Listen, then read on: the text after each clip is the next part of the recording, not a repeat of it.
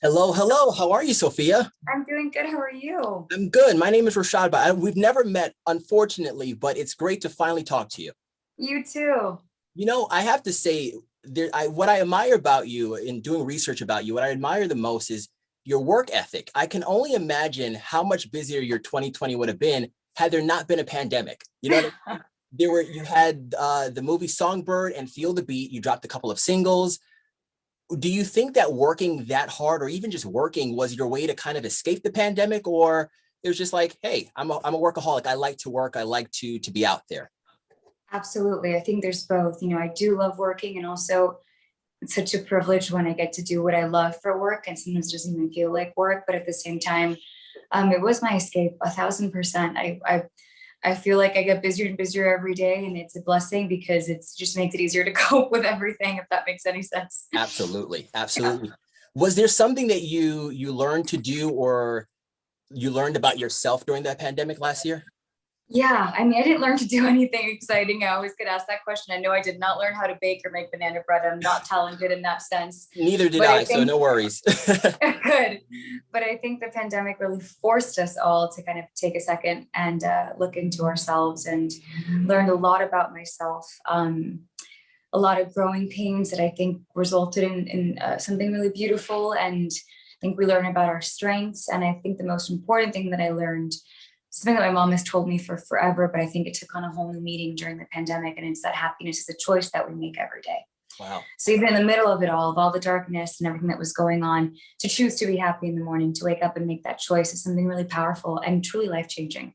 So I feel like I kind of took that perspective out of it. I mean, that's a brilliant way to not only look at the pandemic, but just life in general. It's just like choose Yeah, to be happy. Sometimes choose to be happy. it's a part, if sometimes part of the problem is just we're making the wrong choices and we're not choosing to be happy. And sometimes just waking up and saying, okay, I'm going to be happy today. That's what I'm going to Exactly. do. And doing it for yourself. Absolutely, absolutely. And that it's funny you say that because that brings me to Fool's Gold. And there's a line in the song that I love that kind of ties into what you said. I've been working overtime, learning how to love myself. Yeah. What would you say your self-care routine is? I think it's that. I got asked that question recently too. And, in terms of like physical self-care, I work a whole lot. So I don't do too much resting and such. I think perhaps like going on walks or like going up to the gym is my form of physical self-care. But I think true self-care, I think it's about choosing happiness for myself. I think that's my way of giving myself love, is choosing happiness every single day, no matter what. And I think it's such a powerful and beautiful thing to recognize and be able to do. So I think that's where I'm at right now. That's awesome. In looking at your career, I mean, singer, actor, you can Yeah. dance. When I think about you as a Disney Channel star, do you find it hard to balance a particular persona for Disney Channel and then the persona outside of it? Because when I think of a lot of artists and actors and actresses who are part of that cycle, they always say that it was tough to kind of find themselves or be themselves because Disney's so family friendly. But do you find it easy for you to make that balance of? Yeah, I always did. I never had Right, that issue. I think also a big part of it is so many Disney stars grow up in the public eye. right, So they're children first. right. I was 21 when I first got my first job. So I was a woman, Yeah, I'd gone to college. yeah. So I think that makes a huge difference. And also I always felt that my values and morals were kind of very much in line with Descendants and Disney Channel, and I never had that issue. And now I feel like my fans have kind of grown up with me, Absolutely. in a beautiful way.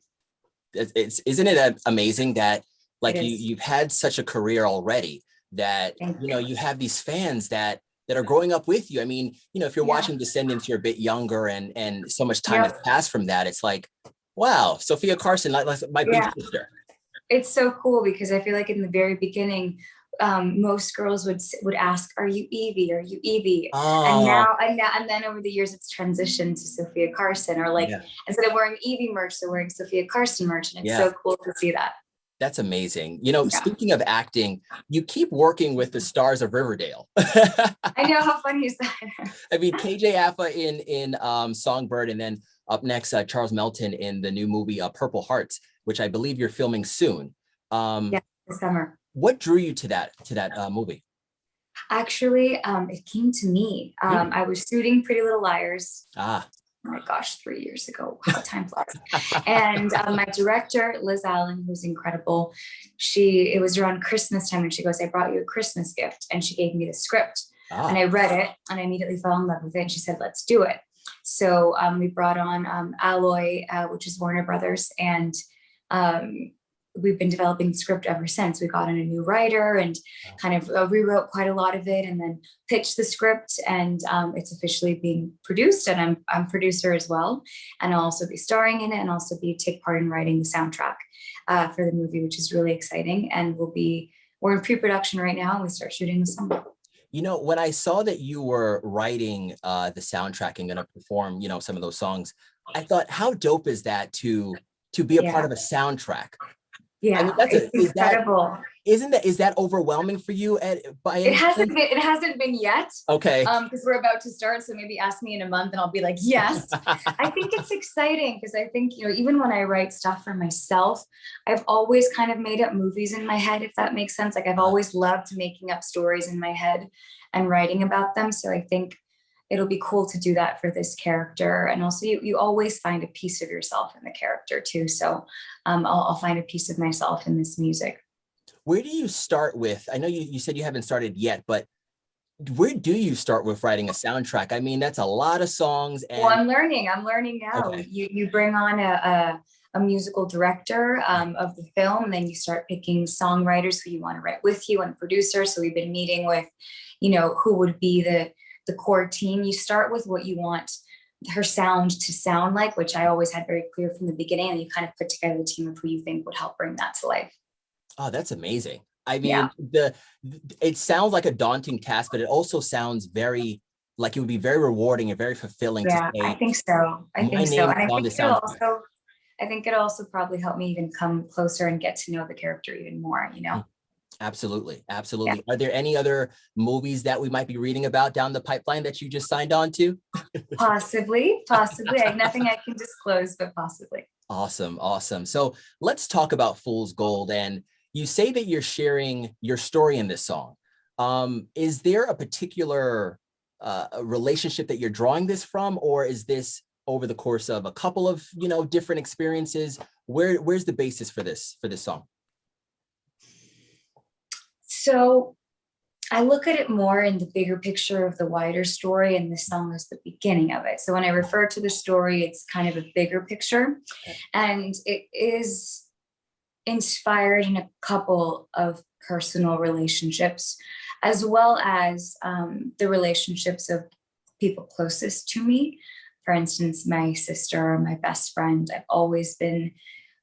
It's always been easier for me to write about other people or to make up stories in my head and write about them than to disclose like what's actually going on. Or what I find is I'll write a song and I realize months later that I was talking about someone in particular, if that makes any sense. Yeah. So it's kind of a combination.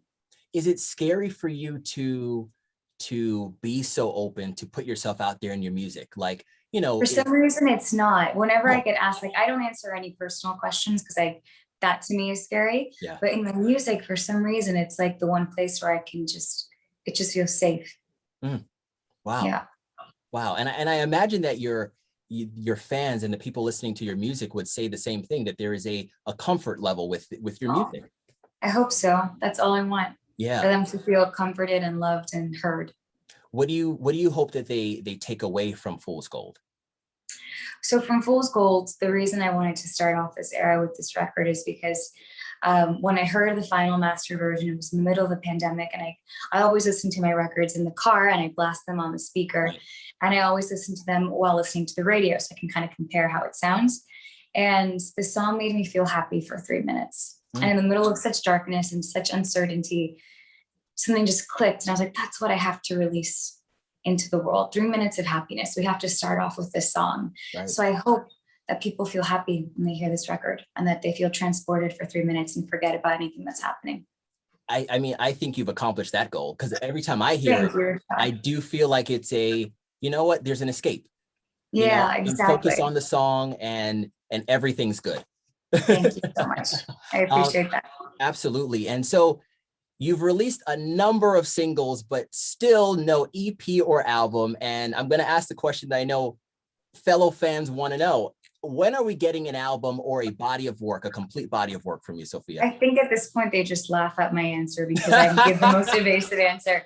But all I will say is Fool's Gold is the beginning of a story and the rest of the story shall follow. Wow. Maybe soon. Yeah. Wow. And one more thing about you, I love how you collab with Rehab so much. Like there's a bunch of Yeah, songs there's a with, connection there. Yeah, definitely. yeah. Do you see some sort of collaborative body of work with him? Like, Who knows? Perhaps. Who knows?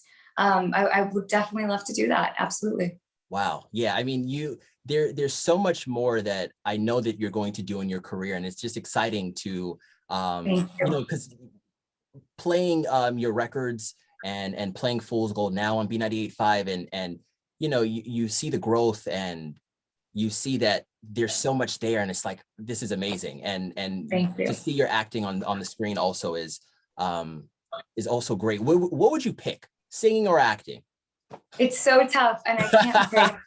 I genuinely can't. And I'm not just giving the politically correct answer. I think I'm a storyteller at heart, whether that is telling a story through music or telling a story through film. I love them both. Wow. That's, I mean, you dropped so many gems in this. Oh, thank you. I mean, your thing about self-care and choosing happiness, I'm sure something. That's all my mom. I take that from my mom. Does she have any more quotes? So many. We could do a whole other hour interview with just her sage wisdom. I love it. I love it. So what does the rest of 2021 look like for Sofia Carson? Definitely a lot of writing of music and releasing of music.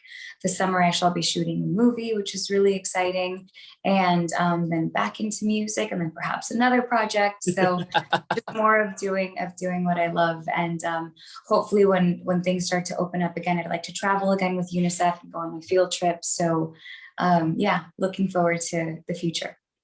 Lots of great things to come from you, Sofia. Thank you so much for taking the time to chat with me. Thank you for your time. Sending my love. Absolutely. Talk to you soon. Have a good one. Bye. Bye.